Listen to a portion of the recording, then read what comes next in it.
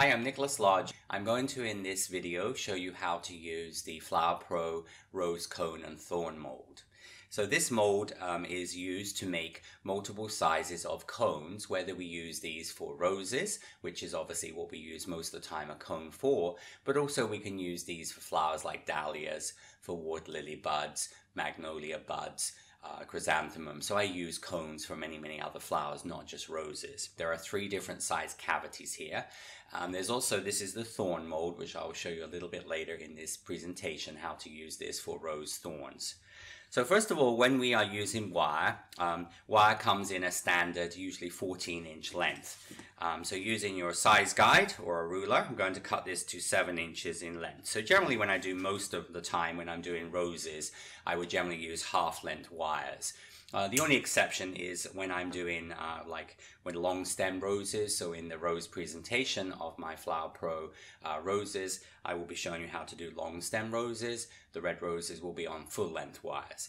But if you're going to do like a wired spray, generally half length wires. Now when we are using the 3 sizes of cones, we use 3 different size wires. We will use a 22 gauge wire for the smaller bud. We would use a 20 gauge wire for the medium bud, and when we use then, which I've already got here, the one made, this is an 18 gauge wire for the larger bud, because obviously the bigger the cone, the heavier the rose is going to be. Now when we are making the buds, we're going to take some floral tape. Now floral tape, as far as when you're making roses, color of floral tape could vary. Most of the time I just use this light green, but you could also use a moss green if you were doing, say, autumn colored roses. If you're doing red roses, you can also use dark green. Anyway, so this is a little cutter. So this cutter will actually cut the tape into half. So you're just going to put this into the cutter and just rotate this in the cutter. And what this will do, this will cut the tape. There are several companies that have tape cutters, and this is good if you're doing a lot of flower making. If you obviously don't have a tape cutter, you're just going to take a pair of scissors, just pull off some tape and just cut that in half. Now floral tape is basically paper and glue, so when you're using the floral tape, just going to pull off the floral tape from the roll here. When you have finished with the floral tape, you always want to keep this into a zip top bag, a little small Ziploc type of bag, because it will dry out if you just leave this on your counter. So we're going to make a floral tape bud. Floral tape is not sticky until you actually stretch it. So we're going to actually stretch the floral tape to make it a little bit sticky, all right? And so then it will actually stick to itself. Now when you are making the buds, all right, for the cones, this is like what we refer to in my classes as a floral tape bud. So what I do there is I'm going to create almost a little bit like a Q-tip cotton bud on the end of a wire using floral tape. Now when we do the smallest rose, all right, so the smallest rose there, that is done on a 22 gauge wire. You will take your floral tape here, you just stretch the tape a little bit. You're going to go around the end of the wire. I usually just go around once to get myself started, and that just sort of means that you sort of establish a foundation. And then you're just going to go 10 times, so 1, 2, 3, 4, 5, 6, 7, 8, 9, 10. Taking a pair of pliers. With a pair of pliers, now we're going to take the pliers and we're going to bend that over. So what you're actually doing there is you're going to go 10 times, you're hooking the wire and the floral tape to keep it attached.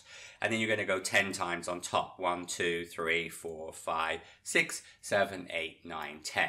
And then you're just going to come down the wire, generally come down about halfway down the wire. Okay? So that's how you would do the small one. When you do the medium size one, just show you that one more time.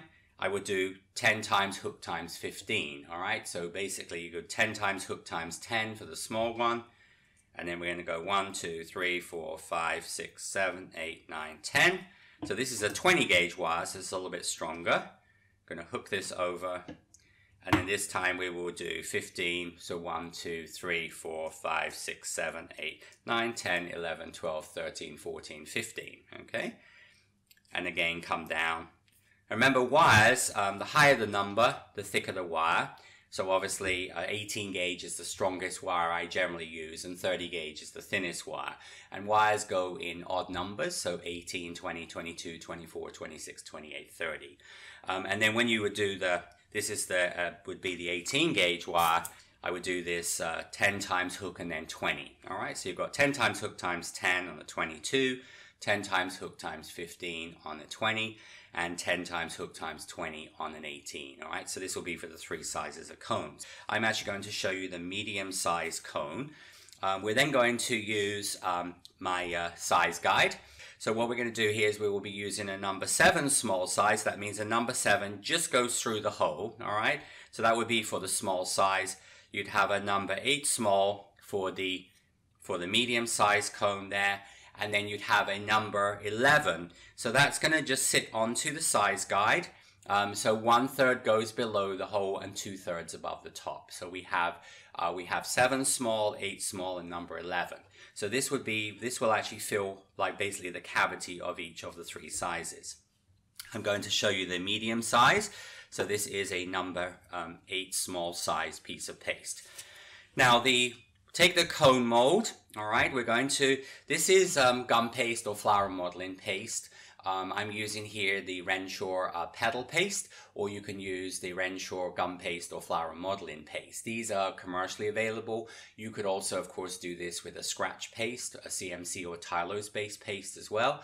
You can also modify for cones, for making these cones, you could also modify sugar paste or rolled fondant as well. But generally, if you're planning on making roses, you want the cones to pretty much dry as quickly as possible. So I would generally recommend using the gum paste or flower modeling paste for this.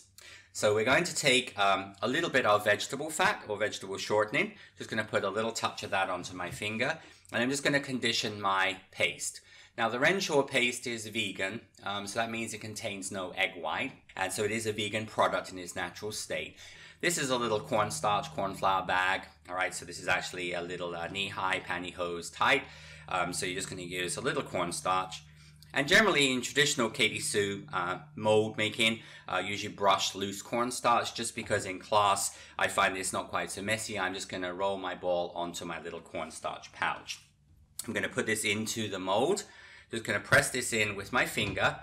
And then I use a cosmetic sponge, because a cosmetic sponge, because your finger is naturally curved, all right, if you use your finger here, what it will mean, you'll have a divot in the middle of your paste, all right?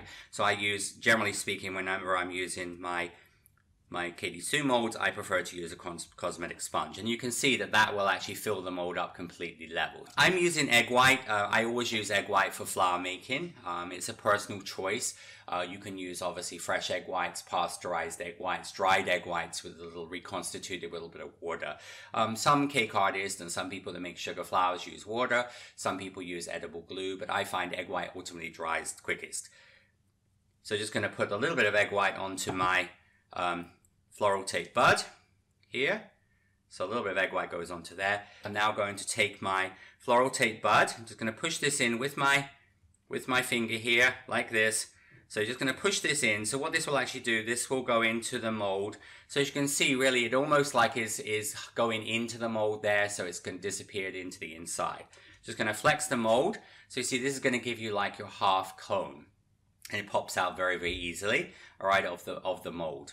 Now, this is best if you then let this dry.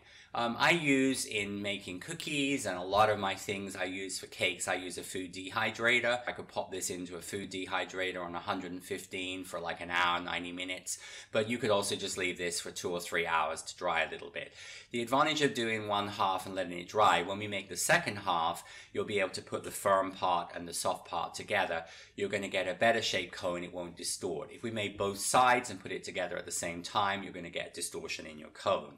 So the advantage of using, why would we use a cone as opposed to just making it freehand? Consistency, all right? So every cone is going to be the same size, and these cones have been based on 3 sizes of standard blossom cutters, as you'll see when I show the actual rose. So it means your cone is not going to be too skinny, it's not going to be too fat, it's not going to be too long, it's not going to be too short. So you're going to get a perfect cone every time. So we will put this to one side and let it dry, and you can actually just stand this up, or you could just lay this down to dry. So here is one that I have that's already dry, okay? So you can see this is dried for a couple of hours. So then all you do is once that's dried, you're just going to repeat the process again. So now I'm going to take another number 8 small size piece of paste. And remember, just condition this with just a little bit of vegetable shortening, vegetable fat. You can also use coconut oil. You know, coconut oil has become very popular now for cooking and things. You just don't want to use like an animal fat, like a, you know, lard, or because it can go rancid, okay? But so vegetable fat. So just make this into a little cone shape. And again, just you can just roll this on your, you know, cornstarch little baggie here. And then just going to pop that into the paste, into the mold here. So this will just fill the mold up level. The reason why I use a size guide is this means when you are now creating these flowers in your own home, in your bakery, you'll be able to get exactly the same size, okay? So now we're going to take just some egg white here. So this, remember, is the soft side. So you're going to put a little bit of egg white now onto my soft side here. And then I'm going to take now my dry side, and my dry side will just go into the top there. And you see there's a hollow here, like a little trough here to accommodate the wire. So it means you get your wire perfectly positioned. And you're just going to press now. You see how I'm pressing the hard one on top of the soft one. Just going to flex your mold. And then all you then do is you're just going to as I said, just smooth around the edges. All right, and with the case of a rose cone, you're pretty much going to cover this always anyway, so you don't really have to worry too much about the seam here, as we would on certain other flowers or certain other things like pine cones. But this will create, as I said, a cone. And then again, you just put this to one side, let it dry for another 2 or 3 hours, and you'll be ready to move on to your roses. So this has been, as I said, showing you how to use my Flower Pro Rose Cone and Thorn mold by Katie Sue Designs. So I'll help you have fun using this mold and be innovative in the way you use it. And it will make your life easier. And ultimately, as I said, you'll enjoy making rose cones and other types of cones and thorns. So this has been Nicholas Lodge. I'll see you next time.